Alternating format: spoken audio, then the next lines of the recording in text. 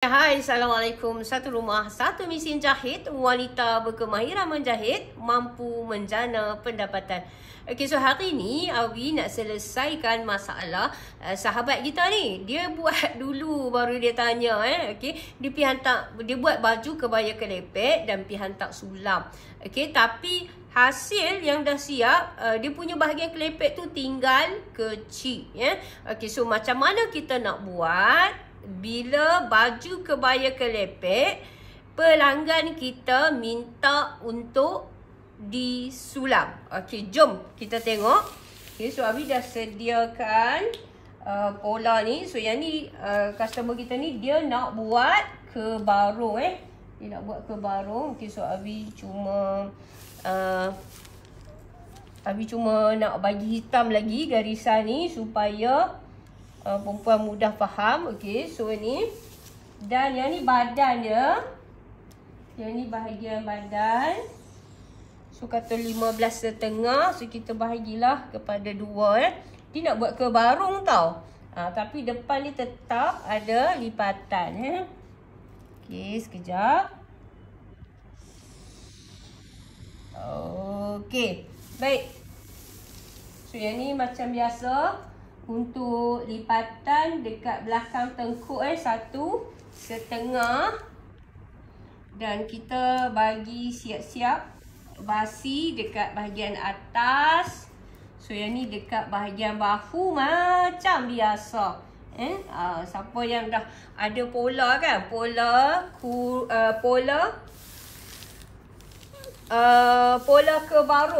ke barung daripada Awi Manik. So pun sama juga. Cumanya sekarang ni masalah kita, bila pelanggan kita nak minta sulam, macam mana kita nak buat? Okey, baik. Kalau kita tengok pada pola yang biasa, so 5.5 inci sahaja 5.5 inci sahaja untuk kebaya kelepek biasa. Okey, faham kan? Untuk kebaya biasa, tak nak buat sulam. Okey, so jarak dia 5.5 sahaja Jarak dari sini sampai ke sini 5.5. Tapi Awi tulis kat sini 5.5. Yang ni kebaya kelepek biasa. Tetapi kalau customer minta kita nak buat sulam, so berapa jarak dia? 7.5. So yang ni sangat penting. Kalau Awi kata penting tu penting sangat. So kena ingat benda ni dan kena buat nota Okey, so yang ni first time Awi share. Okey, Awi ulang lagi sekali. 5.5 ni untuk kebaya kelepek biasa. Okey, 7.5 untuk kebaya kelepek yang hendak disulam. Okey, untuk memudahkan lagi anda faham, jom Awi tunjukkan lipatan. Okey, baik. So siapa yang follow Awi dia akan tahu. Untuk bahagian depan ni Awi tak suka jahit tepi. So kita kena sudahkan dengan 0.5 inci dilipat ke dalam dilipat ke dalam. Okey, baik. So seterusnya kita nak buat lipatan untuk kebaya kelepek ni. Kita nak ke mana? Bukan kat sini. Kat sini salah. So kita kena tengok leher bahagian belakang. So kita kena buat letak bagi dia sama macam tu. Okey, barulah kita lipat sampai ke bawah. Macam tu. Barulah kita lipat sampai ke bawah So yang ni lipatan yang kedua lah kan. Lipatan yang pertama tadi basi kita masukkan. Okey, lepas tu lipatan yang kedua kita bawa sampai dekat bahagian ni. Kita nak jahit bahasi leher ni. Okey, baik. So belum nampak lagi ni. Okey, kebiasaannya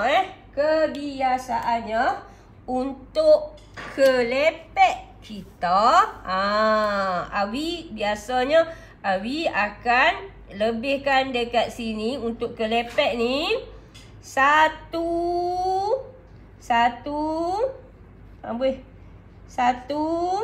3/4. Dia tak sampai 2 inci. 1/3/4.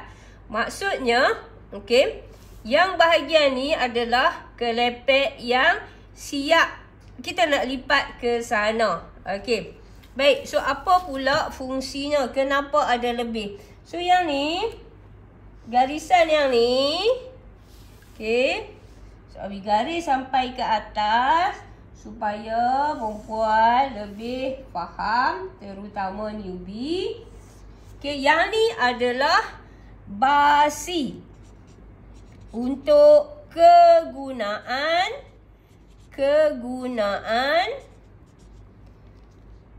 tukang sulam. So memudahkan mereka buat kerja. So jangan lupa bagi basi. Basi 3/4 inci. 3/4 inci. Dan satu lagi dekat sini lipatan. Ingat dekat sini lipatan. Okey, jom kita tengok. So basi ni wajib ada setengah inci ni. Sebab nanti tukang sulam dia akan sambung, okey, sambung basi ni dengan kain perca dia supaya memudahkan dia nak masukkan ke dalam ram. Okey. So yang ni kita abaikanlah. Tapi kita kena buat ni. Okey. Okey, baik. So jom kita tengok. So yang ni lebak ni tadi 1/3/4 Lebak ni kita kena buat 1/3/4.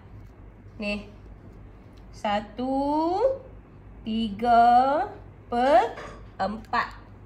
Okey, untuk lipatan kelepek kita. Okey, so dia dah siap sulam. Hantar mai kat kita, kita pun gosok. Nampak tak? So yang ni lah yang akan menjadikan kita punya lebak dia ni cukup 1/3/4 lebak dari sini tak lekat pula. Sini 1/3/4.